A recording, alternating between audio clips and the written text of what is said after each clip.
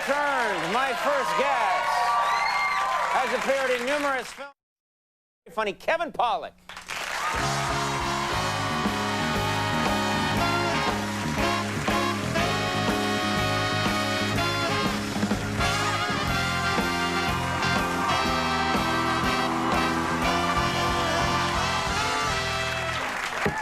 Thank you for being here.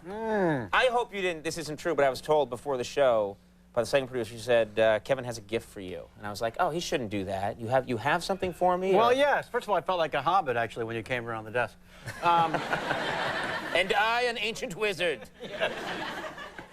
You know, every time I come on the show, been here many times, you're kind enough to have me, allow me to plug my various wares, as it were. And that can be painful. This my impersonation of William Shatner. William Shatner. What I always make you do, because it's my favorite impression of all time. You actually had, to try to make it fair, my favorite was when you had a wheel made. You were going to spin the wheel with a bunch of different impressions on it. And if Shatner came up, then that's the one you did. And they were all Shatner except for one Peter Falk. Yeah. That was my favorite. Yeah, that was a good time. So I thought the gift was that I would show you how to do Shatner. To literally show you the moves. You could teach me. So that when I'm not around, you could still be happy. I could do it into a mirror. Yes. And everyone could learn. Yes. Do this. You can learn at home, too. Yes. Please pay attention. Okay. There are specific moves. And in fact, Shatner put this into a book of his called Get a Life, where he had me technically show the reader. Now, how many moves are there? 372, but I'll only show you a couple. Okay, good, good. I have to stand, of course, which doesn't take long.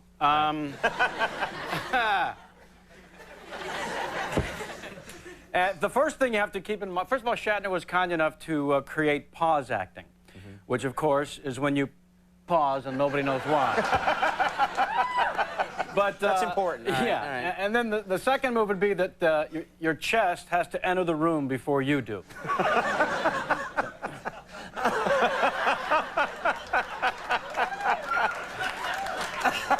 And the right arm is like a pendulum.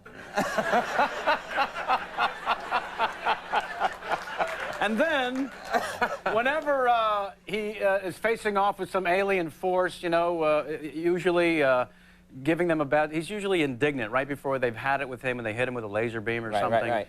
But he's always indignant. What gives you the right? You kind of fold at the middle and thrust the arms out. Right. This is... And he brings that into every role. Yes. Yeah. T.J. Hooker used all those same moves. Yeah. Get the thief. Yeah, that's right. Every move. I've written them all down. I have it now. Now, where did you spend Christmas? Well, my wife and I spent it with her family just outside of Atlanta. And they're great people. We usually spend every Christmas with them, and they're really sweet, and they're kind enough, you know, not to point out that I'm the only Jew at Christmas dinner, which is nice. Does it feel awkward at all? Or? Oh, sure. Yeah. I'm still looking for the matzah. 19 Jews, good. So, no, no, they're very sweet people, and one year it got a little uneasy when the little one, Bailey Jane, asked me who I thought, was it the Jews or the Romans that put Jesus on the cross? And, you know, that's a little uneasy. And I said, well, I'm fairly certain it was the Romans, you know, but there is a possibility that we sold them the lumber retail. But still, that's not the point. What a sweet Christmas story. Then you tucked her into bed. I did. Horns, yeah! Yeah, that was it.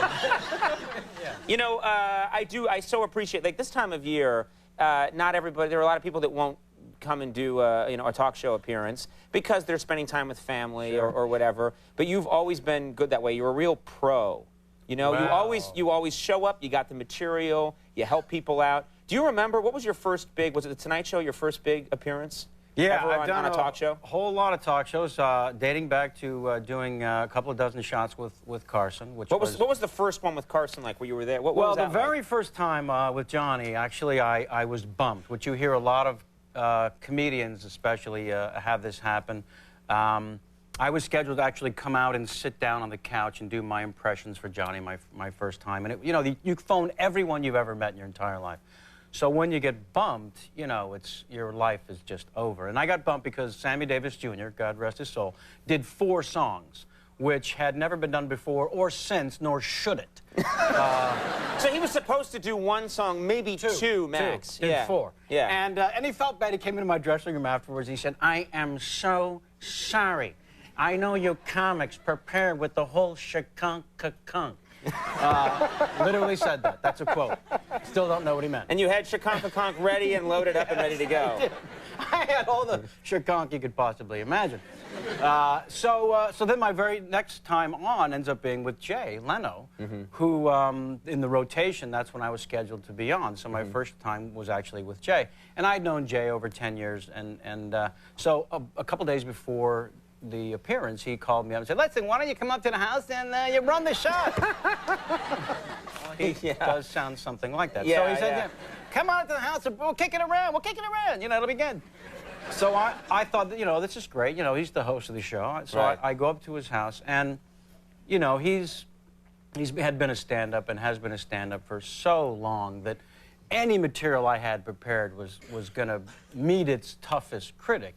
And I wasn't thinking that. I was just thinking, I had all these, Lieutenant Columbo, I had Shatner for the first time. I was loaded for bear. Right. And when I eventually did the show, all these bits killed. But when I went to Jay's to do it for me, let's see the first thing you're going to do. Then go ahead. Yeah.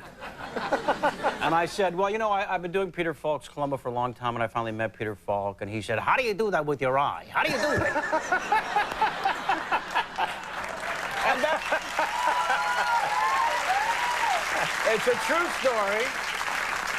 Right. It's a true story, and, you know, you got the impression and the funny eye, and there you see the natural response. So I do that. How do you do that with your eye? And I look at Jay, and he's silent. He says, "So, so that normally works when you do it with your eye?" No, that's all right. "No, I'm sure it's fine. I'm sure it's fine. No, so what else you got?" And then I did this great Shatner thing, and he went, "So normally in your act that works?" Oh, and I'm just crumbling inside. I'm driving home. I suck. Did you see any of his crazy cars while you were there? Yeah, oh, sure. It's so funny because I was once in L.A. and Jay had said, like, if you're in L.A., you know, give me a call. So I called him up, and I'm staying at this hotel, and he said, you know, hey, let's get together. I'll come by and I'll pick you up because your hotel's near me. And I said, yeah, but just promise me you'll bring, like, one of your crazy cars. Because I'd be so disappointed if Jay Leno pulled up in front of the hotel to get me and he's, like, in a Ford Probe. Yeah. You know? Yeah, come on in, you know. And I just thought, like, no, I want to see one of his crazy cars. And so he said, like, yeah, okay, I'll do that. Sure enough, I'm waiting in front of the hotel, like, 10 minutes later, and I hear, "Awooga! Awooga!" And he comes around, I swear to God, the thing's like 15 feet high, and it runs on peat moss or something, and it's got gas lamps on either side. He's wearing goggles, and he's like, "Awooga, awooga." He's like, "Hey, how you doing, everybody?" He's like the mayor of Hollywood. And I get up, and we both get on this thing. It was just hilarious. It was a nice thing to do, though. He picked you up. That's fantastic. And I said, when you're in town, we'll get in my Ford Taurus and spin around. That's exactly right. I'll show you something. And so the Christmas also, we went to see Lord of the Rings. You guys were doing the things about Lord of the Rings. Did you like it? I really liked it a lot. You know, I hadn't read the books, you know. Right. I didn't know what to expect. Plus, a couple years ago, I saw Lord of the Dance and thought that sucked. This is the sequel to Lord of the Dance. People don't know that. I didn't know what to expect. They get all excited. Yeah, but it was weird. I was weirded out by the other people in the audience, you know? Right, Because apparently I forgot to bring my Dungeons & Dragons trading cards, you know? Yeah. Like a big trade went down behind me, you know, 1 wizard for 3 hobbits and a dwarf to be named later. And, you know, the geek to be determined dwarf, yeah. The geek to Homo sapien ratio in the theater was like 50 to 1, you know? Yeah. We're really depressing some people in this audience tonight. I mentioned it from them, like, yay! And now they're just crying. Why? Why? But you have to admit, when you saw the movie, did you notice when the movie got really exciting, there was like a collective asthma attack?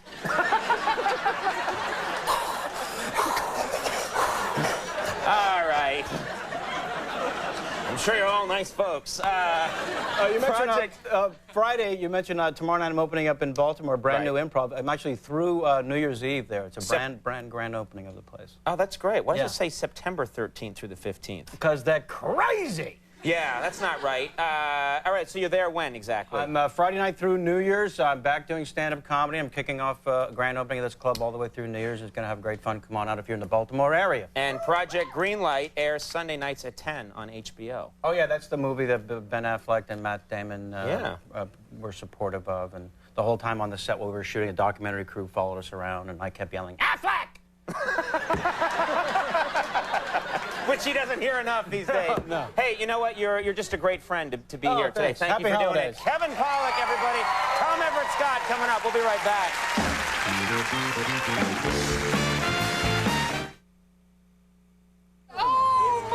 It happens all the time. Real people really win the Publishers Clearinghouse sweepstakes. I told you I was going to win, didn't I? This has made me a believer. Now I believe it. You are for real. It really happened. And it'll happen again. Super Bowl Sunday. The Prize Patrol could surprise you with $10 million. Live on TV. Someone has to win. Just send it in. Enter by mail or go to PCH.com. And Super Bowl Sunday, the biggest winner could be you. If I won, anybody can win, I guarantee. The New York Times calls Vanilla Sky a highly entertaining erotic thriller. Ebert and Roper give it 2 thumbs up. Rolling Stone says it's one of the year's 10 best. They want to steal my life! Vanilla Sky, rated R, now playing.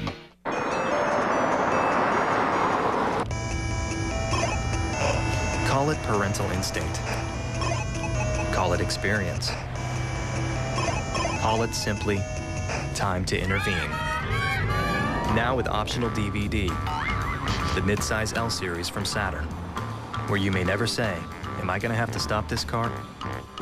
Get 0% APR financing on a 2002 LW300. For restrictions, see your retailer.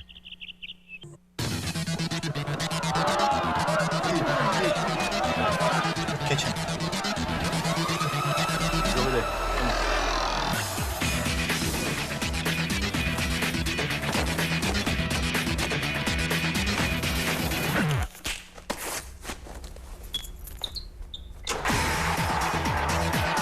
Smirnoff Ice Premium Malt Beverage.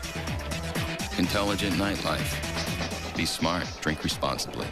This holiday season, Method Man and Redman are throwing Harvard the biggest party ever. Me and Jamal here are all about good grades. Is that right, Mr. Kane? Hell, mother. Yes, sir. Dean Kane, sir. How High? Rated R. Now playing. Don't let the holidays pass you by. The Dodge 7-year, 100,000-mile powertrain protection offer ends soon. It's a promise of quality Ford, GM, Toyota, or Honda don't give you. And you can get 0% financing on most 2002 Dodge vehicles. Plus, $300 holiday bonus cash allowance on select models. Toys and clothes aren't the only good deals at Christmas.